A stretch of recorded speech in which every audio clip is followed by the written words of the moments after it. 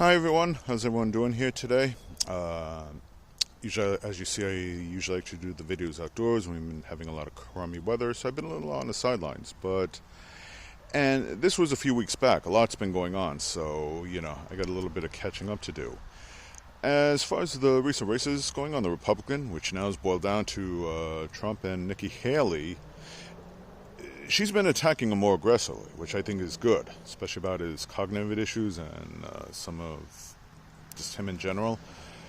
But, a few weeks back, she was asked about how did she feel about the rape issue? Because at one point she did mention, and I don't know if she still intends to do this, that if she does win, which I seriously doubt if she will, I mean, let's just be honest here, even though she's been improving in the polls, Donald Trump has already won Iowa and New Hampshire. So she said she would pardon Donald Trump, which I thought that was a mistake, and I've explained that before, that that's just a sign of weakness.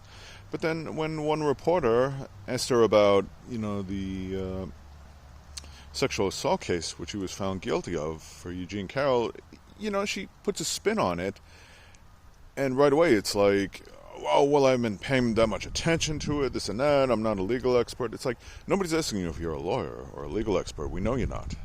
Neither am I.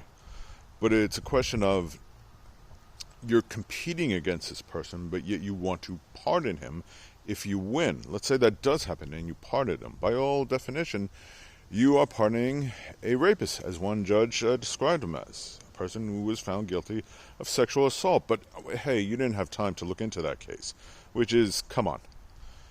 We know you're just trying to play the safe bet, because you want to appeal to Trump's base, but at the same time, you don't want to, you want to be able to attack Trump, but doing it in a way, and bringing up the rape trial and everything for Eugene Carroll might be too much. That might compromise, your chances of winning. Let me ask you a question, Nikki. What if Eugene Carroll was your daughter, your sister, your mother, your aunt, your niece, a close friend that you grew up back in high school and that, you really care about? Would you still have not time for this? Would you still have been like, oh, well, I'm not a legal expert, and that's for everyone else who tries to defend Donald Trump, making the claims that, it's a witch hunt or anything like that. And in addition to all the other women in the past that have come forward and accused Trump of questionable behavior, I guess that's all a witch hunt too, right? Would you still give him a pardon, Nikki? I just find it rich that in a case like this, it can't be just simple, open and shut, because it is. Because I guarantee if we would take the name out Trump and replace it with, say, Clinton or Biden, you guys would be having like, lock him up, hold him accountable, this and that, impeach Joe Biden, like whatever. I mean, it just amazes me how something like this, that you're willing to excuse all the crimes he did. And I'm just focusing on this one in particular. To say nothing about the documents, to say nothing about January 6th, to say nothing about his other behavior. But this one thing, you can't look at it and just stop and say, no, that's where I draw the line.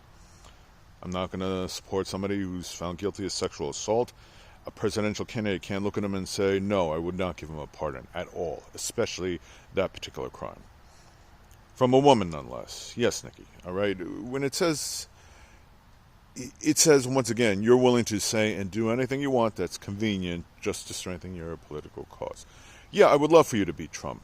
And as I said before, that may not happen. But the simple point is, at what point do you stop compromising your ethics and your morality? Because that feels like a compromise.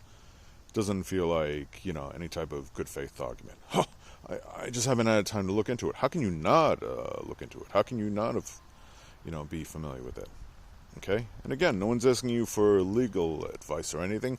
They're just saying, like, why would you want to pardon somebody like that? Okay?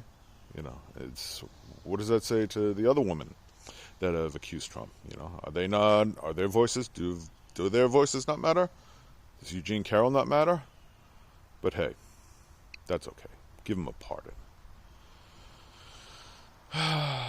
Unbelievable. Anyway, thank you for watching. I really hope you understand.